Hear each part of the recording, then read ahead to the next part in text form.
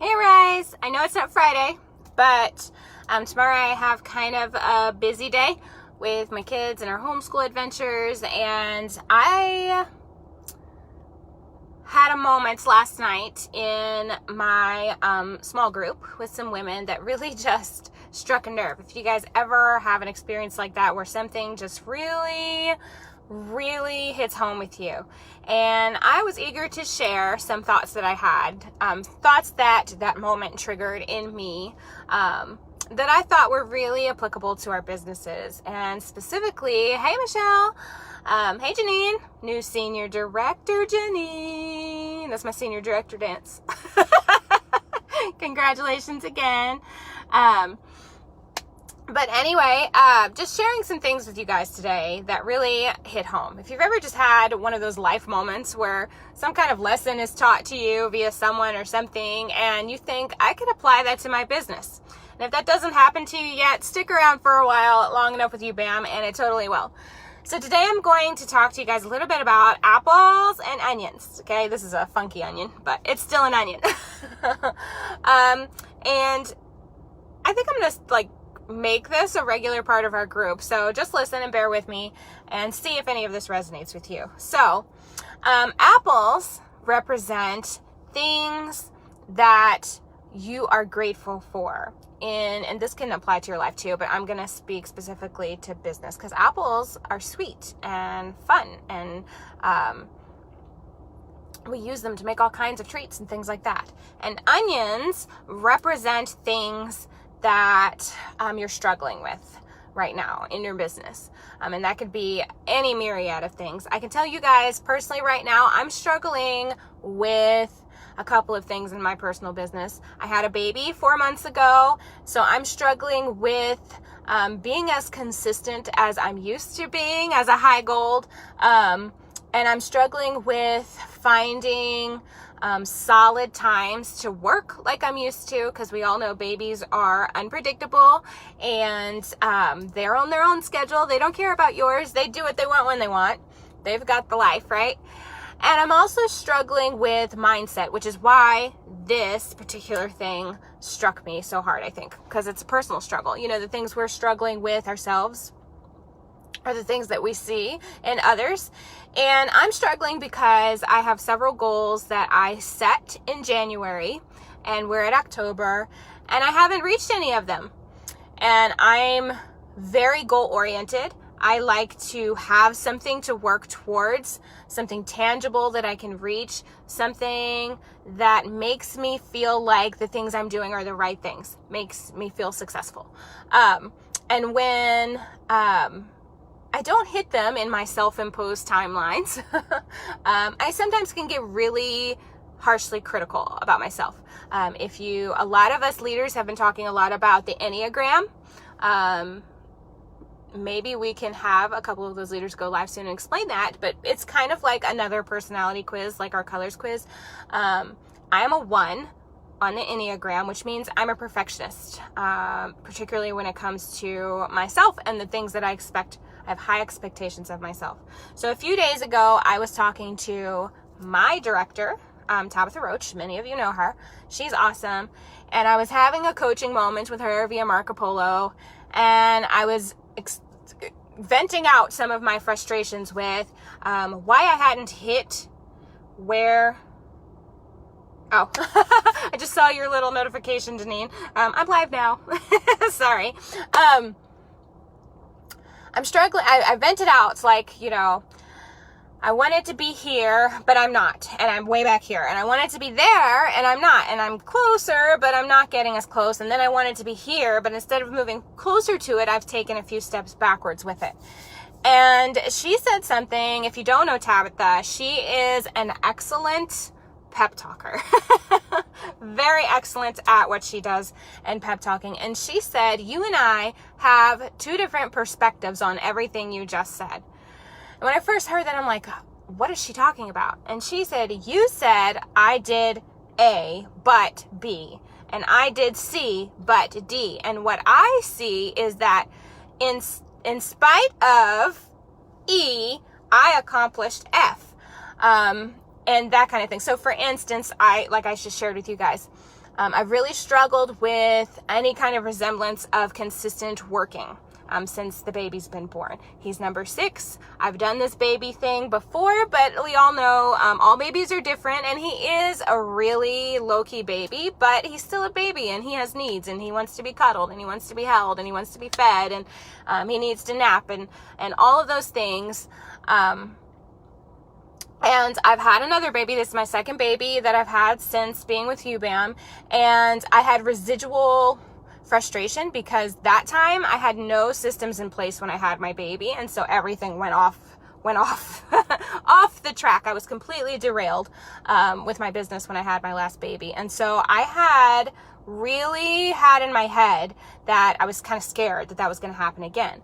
And so I was proactive before he was born with setting certain things in place and giving myself grace, which is really important, you guys. Really important, especially if you're a perfectionist like me. Giving myself grace when I couldn't do XYZ. But I was still looking at it as, I still haven't accomplished this. And she said, but you had a baby and you still did this. And I was like, you know what? That's a flaw. That's a flaw that I have.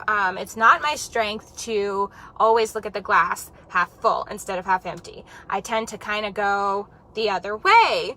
And my husband tells me that all the time, but don't tell him that I ever said he was right, but he's right. But you don't tell him that. I do have a tendency to look that way. So anyway, back to apples and onions. So what do we know about onions? I said, these are the things you're struggling with. So I shared some of the things that I'm struggling with you guys a few minutes ago. I'm struggling with consistency, not making progress that I'd like to make, not reaching goals that I set, those kinds of things. So what do we know about onions? Onions have a lot of layers, right? And we know that when we peel off each layer, there's another one under it, right? So sometimes it can feel like, here's a surface struggle, and we take that away, and then there's another struggle that's maybe even impacting the first struggle, and so on and so forth. And it can feel like all these struggles are just piling on you, and you have all these layers of struggles. And then each layer in an onion sometimes can get more like intense and hot when you eat it. And sometimes, here's the kicker, you guys, sometimes onions make you cry, right? I'm not super blue. Blue's my third color on our colors test. If you've never taken the colors test, it's linked. We have a photo album in our albums in our team, and it tells you where to take the test and how to take the test, and it breaks down all the colors so you can learn about yourself. Even if you're one of those people that thinks personality quizzes are bunk, I was one of those people until I took the colors test, and it opened my eyes to see, oh my gosh, it's talking about me, and oh my gosh, I can see my husband in this, and now I understand him a little more. But that's that. So I'm not super blue, but sometimes I get in my feelings. And a couple of days ago, last week, I had a life cry. I had a mom breakdown last Tuesday night that was so bad that I had to call my husband home from his softball game that he had left for, because I just had to check out. And I went and drove around for like 20 minutes, like around my little minuscule town, just to like get a breather, because I felt like I was gonna snap. We all been there. Kids sometimes really know how to push all our buttons, or we feel overwhelmed with where we think we're failing. So I had a life meltdown, and I am postpartum, you guys, so I'm more blue than normal. And then earlier this week, I had a similar cry over being unsatisfied with the progress that I thought I should be making with my business. So that's your onion. That's my onion. Yours may be different. That's my onion. But what about apples? Apples are the things we're grateful for. Apples are the things that are sweet and nice that really make our life worthwhile. What do we know about apples? I already said they're sweet. Apples also have a myriad of ways to exist. Kind of like Forrest Gump when he's talking about shrimp and all the ways that shrimp can be made. If you haven't seen Forrest Gump, where have you been? But apples can too. You can make applesauce, you can make apple pie, you can make apple cake, you can make apple cider, you can make, we have orchards here that do apple cider slushies. If you have orchards that do that, get one. You won't regret it. Apples can be made into so many things. You can dip them in peanut butter, you can dip them in chocolate, you can do all kinds of things. They can be a healthy treat, or a healthy snack, they can be a really luscious treat. Apples have a few parts that we all know. Apples have their skin. What's the skin? The skin is your story. It's what's on the outside. The skin is what brought you to UBAM. What led you here? Whether it's just you really loved the books that you saw in a party, and you decided to join so you could get them for a cheaper price. Whether it's you really wanted to help your family financially and thought that this was the way that you could do it, or you're a teacher that really loves to help other families by growing their home libraries. Like, everybody has a story, their skin, why they're here, right? What's under that? That's the flesh of the apple. I have notes, so I try not to wander too far, because I can do that. The flesh is the good part. That's what we get to, right? Sometimes it's sweet, sometimes it's sour. It depends on the kind of apple that you have, right? I have kids that love Fuji apples because they've got that little like sweet taste. And then I've got kids that love Granny Smith apples that are super tart. And this is really funny, I don't eat apples that are cooked, but I'm really good at making apple pie. At least my husband says so, and that's what matters, right? And when I make apple pie, I always say that my trick is not to use too much of one or the other. I use a mixture of sweet and tart apples to get the great flavor in an apple pie. So it's not overwhelmingly sweet and it's not super sour. So life has really sweet moments. Life sometimes has sour moments. But when it all comes down to what's under all that in the middle, it's your core, okay? And this is the important part and the whole point of this whole thing that I'm getting to. The core is where your heart is.